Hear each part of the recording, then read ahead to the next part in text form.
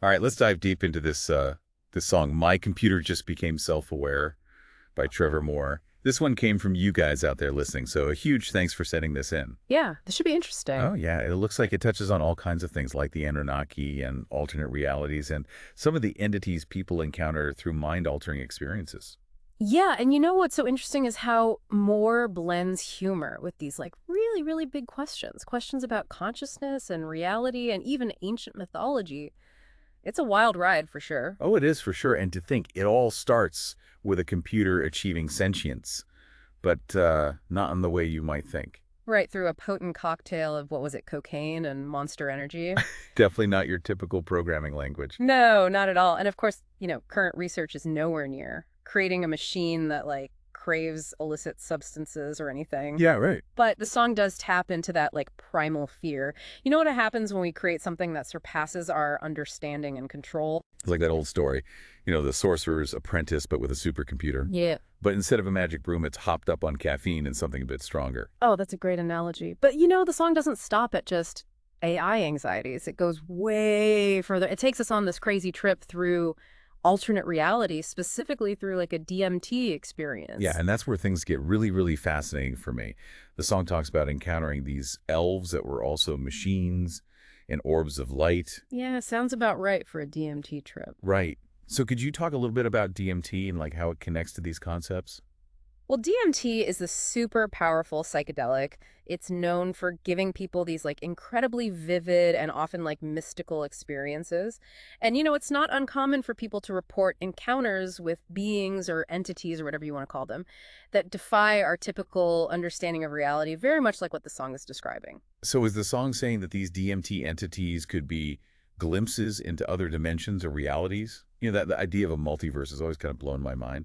It's definitely a possibility. The multiverse theory comes from theoretical physics, and it basically says there are infinite parallel universes, all coexisting alongside our own. There's no concrete proof yet. But it makes you wonder, could DMT be like a key to perceiving these alternate realities? Whoa, that's pretty wild. The song also mentions time travel, and then the Anunnaki show up and things get a little tense. Oh yeah, the Anunnaki, they make quite the entrance. Yeah, they do. If you go by some interpretations of ancient Sumerian texts, these beings were like super powerful and they actually genetically engineered early humans to mine gold for them. And they're not too happy about the protagonist messing with time, are they? What's interesting is how their anger seems to come from this idea that like a grand plan is being disrupted, maybe even human destiny. That's right. It's like this primal fear, like we might mess up some cosmic order or deviate from a preordained path.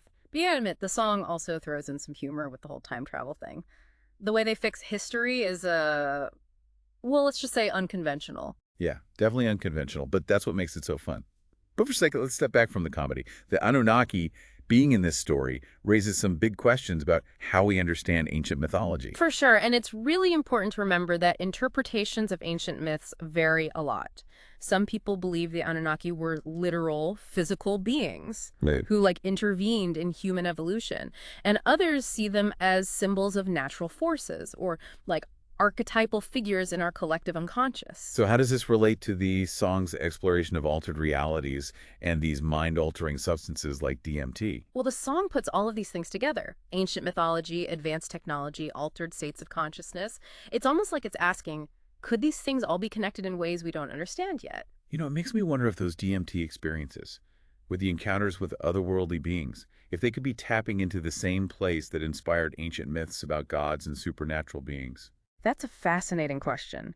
Some researchers believe that DMT might allow us to access a realm of consciousness where these archetypal figures live, a realm that's been explored through myths and stories for like thousands of years. That's really something, isn't it? It makes you think those ancient myths, maybe they weren't just stories. Maybe they were glimpses into a deeper reality that we're only now starting to explore with modern science and psychedelics. Exactly. And this goes back to the idea of the multiverse. If there really are infinite parallel realities, like some physicists say, then maybe those entities people encounter on DMT trips could be inhabitants of those other realms, or even different versions of ourselves existing in those realities. The idea that we could be connected to other versions of ourselves in different dimensions, that's pretty mind-boggling. But how does that connect to the Anunnaki being so angry about time travel in the song? It's like the Anunnaki are this force, That maintains order across these different realities and makes sure everything happens according to a plan. So their anger could be a reflection of the chaos that might happen if someone messes with that delicate balance. So even though the song is funny, Hmm. it's also suggesting that there are consequences to messing with time, maybe even on a multiversal scale.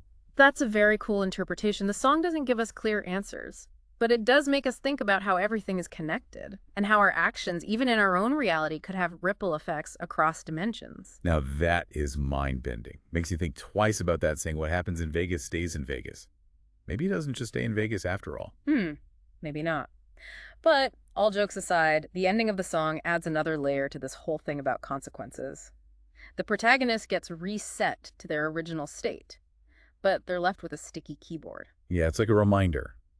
Even if we could manipulate time or visit other realities, there are still rules to the universe that control our existence. And those rules might go beyond what we currently understand about physics and reality. Maybe that sticky keyboard is a symbol of those limitations, the boundaries that we can't escape, even with all our technology and mind-expanding experiences. That's a really interesting way to look at it. It reminds us that even when we think about these huge ideas of alternate realities and ancient myths, there's still a certain reality to being human. Exactly. And I think that's what makes the song so great. It lets us explore these fantastic ideas without forgetting about our own humanity, our place in everything. It's like we're right on the edge of the unknown, peeking into these crazy possibilities. But in the end, we're still tied to our own reality. Sticky keyboards and all. And maybe that's a good thing. Maybe those limitations are what keep us grounded, what make our experiences matter. Imagine if we could just change time and reality without any consequences. Wouldn't that make our choices and actions meaningless? It's like that old question. If a tree falls in the forest and no one is around to hear it, does it make a sound? Maybe if we could rewrite history or hop between dimensions whenever we wanted, our reality right now wouldn't matter so much. That's it exactly. The song seems to be saying there's a balance between exploring everything that's out there and appreciating our own reality. And it does all that with a good sense of humor. Come on. A cocaine-fueled computer demanding more drugs and talking about conspiracy theories. That's hilarious. Oh, absolutely. Humor is so powerful. It lets us talk about these really big ideas without getting too freaked out by it all. Moore uses humor to bring us into the conversation, to make us laugh while we're also getting curious and thinking about these things. So where does that leave us? What can we take away from this deep dive into a song? That, at first glance, just seems like a funny trip through the absurd. I think it challenges us to rethink what we believe about reality. Maybe it's not as fixed and definite as we think. Maybe there are other layers of existence, other dimensions, and even beings that we're only starting to catch glimpses of.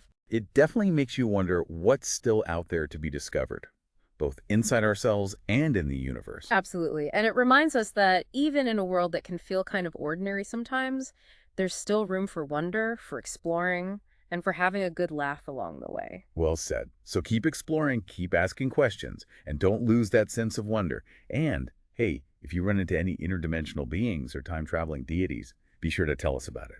Until next time, happy diving. Yeah, and it really makes you think about those DMT experiences and like, are they tapping into that same place that inspired all the ancient myths about gods and supernatural beings? Right, it's like, were those myths just stories, or were they maybe glimpses into something deeper? Something we're only now starting to understand with modern science and psychedelics. Yeah, exactly. And that brings us back to the whole multiverse thing. You know, if there really are all these parallel realities, like some physicists say, then maybe the entities people encounter on DMT trips, maybe they're actually from those other realms. Or maybe they're even like different aspects of ourselves existing in those realities. Whoa. Okay, so other versions of ourselves in other dimensions, but how does that fit in with the Anunnaki being so angry about time travel in the song? Well, think about it like this. It's like the Anunnaki are this force that keeps things in order across all these different realities, making sure everything happens according to some kind of plan. So when someone messes with time, their anger could be a reflection of the chaos that might come from upsetting that balance. So the song is saying there are consequences to messing with time. And maybe those consequences could even reach across multiple dimensions.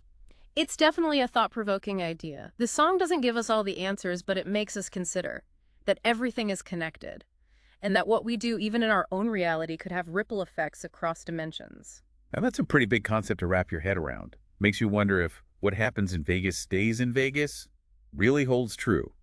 Maybe not. But you know what else is interesting? The ending of the song where the protagonist gets reset but ends up with a sticky keyboard, it kind of adds another layer to this whole idea of consequences. Oh, yeah. It's like no matter how much we might try to manipulate time or explore other realities, there are still these fundamental rules of the universe that govern our existence. Right, and those rules might go beyond what we currently understand about physics and reality. Maybe that sticky keyboard represents those limitations, the boundaries that we just can't escape, no matter how advanced our technology gets or how much we expand our consciousness. That's an insightful way to look at it.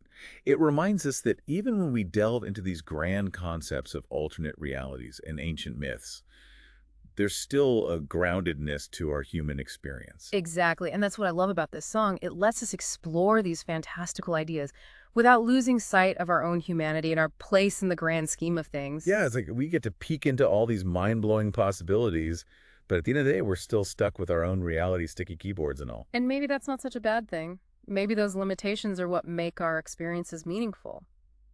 Imagine if we could change time and reality with no consequences. Would our choices even matter then? Right? It's like if we could just rewrite history or jump between dimensions whenever we wanted, then our reality right now wouldn't feel so important. Exactly. The song seems to be saying that there's this balance between exploring the vastness of existence and appreciating the reality we have right here. And it does all that with a good dose of humor. I mean, you got to admit, the image of a computer hopped up on cocaine, demanding more drugs, and spouting conspiracy theories, that's pretty funny. Oh, yeah, for sure. Humor can be such a powerful tool.